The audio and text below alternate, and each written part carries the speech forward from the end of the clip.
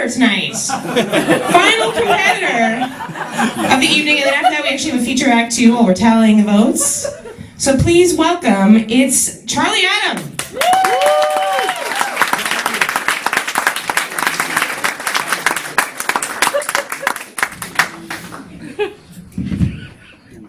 I've got my wife in the audience, and she's the loudest one in this crowd.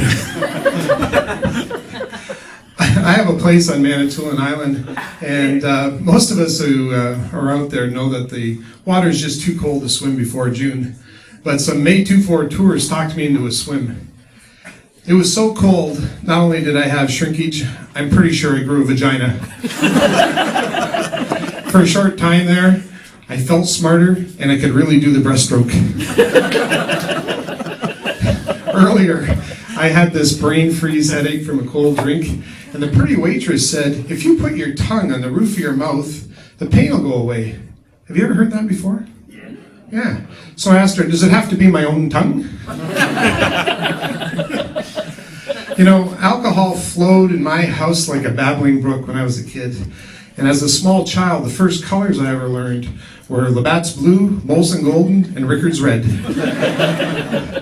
It wasn't until I started school that I found out those colors, they don't actually start off with, hey kid, get me a. I was looking, thanks sweetheart, you're really laughing. I was looking to buy a new car, and I realized that car manufacturers use romantic names to describe the colors of their cars, like cherry red or Atlantic blue or dove gray. Well, I think that the fishing lure companies have far more descriptive color names. So, for example, I ended up buying a Dodge. It's a Mango Tango Orange, and it's an exact match for a salmon lure called Monkey Puke. True story. Now I can see Chrysler adopting all the new color names. You know, a customer comes onto the lot, says to the salesperson, I'd like to test drive that orange Dodge Journey. And the salesperson says, oh, you mean the Monkey Puke? Well, it also comes in placenta purple, phlegm green, and bear dung brown. I know what you're thinking. Is placenta really purple?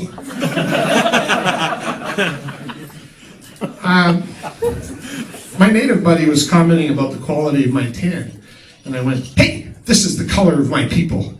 And he said, who are they, old people? The one thing I know about old people is they have difficulty with modern technology. So I was calling up an elderly friend of mine to check up on him, and he had a strange sound to his voice, and he said he'd have to call me back later. He said he was taking a selfie. Then I remembered he doesn't have a cell phone or a camera. I can't imagine what he thinks a photobomb would be.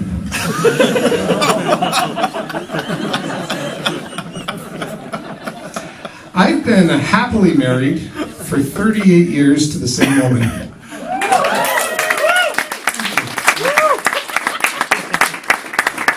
Insanity helps, I gotta tell you. Now, happily married. The last time I said that to an audience, some guy from the back just yelled, oh, bullshit. I thought, well, maybe this guy's had a bad experience, or perhaps my youthful good looks made it seem impossible for me to be married that long.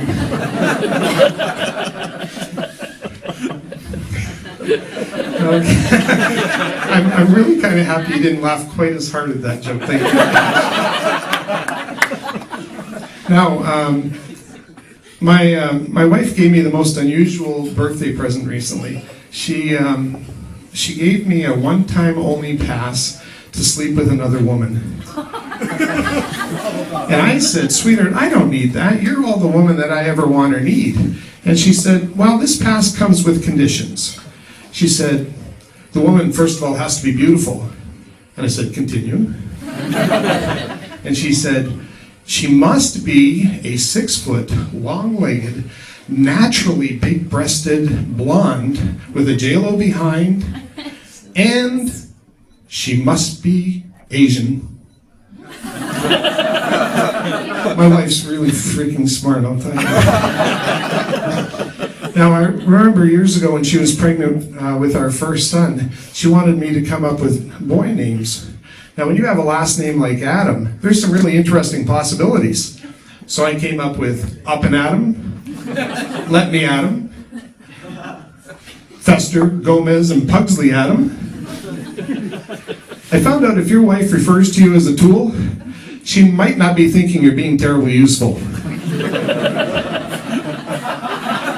Now, I have younger men come up to me all the time and ask me advice about women and marriage. They see me as a bit of an expert.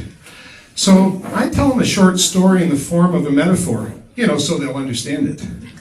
I tell them women are like roads. They have curves and hills and valleys and soft shoulders. And it doesn't matter whether they're a country road or a city road or a younger road or a road well traveled. Men, they're always working on them. Now, if you pay special attention, you'll find that women, like roads, have signs to tell you what they want. They'll tell you the speed they want you to go, when to speed up, when to slow down, and definitely when to stop. They have warning signs like, wrong way, do not enter.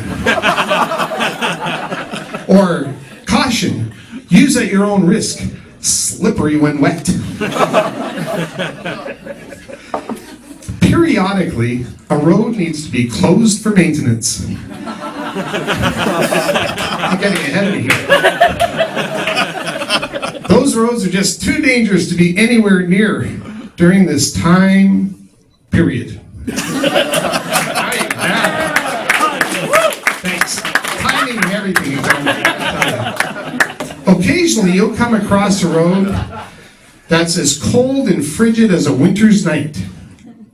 But if you apply the right amount of salt and tequila, you get a bear to center bear in no time.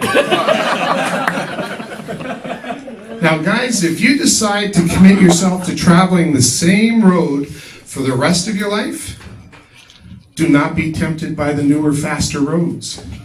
Stay away from those twin lanes you've always fantasized about. Especially stay away from, those professional toll roads that'll only take all your money. Now, if you detour to any of those roads, you'll find yourself hitchhiking on a lonely path with only half your stuff. Now, when I wrote that bit, my wife reminded me that wasn't actually a metaphor, it was a simile, because I used like or as to describe women and roads. Have I mentioned my wife's really freaking smart? That's my time. Thanks, folks.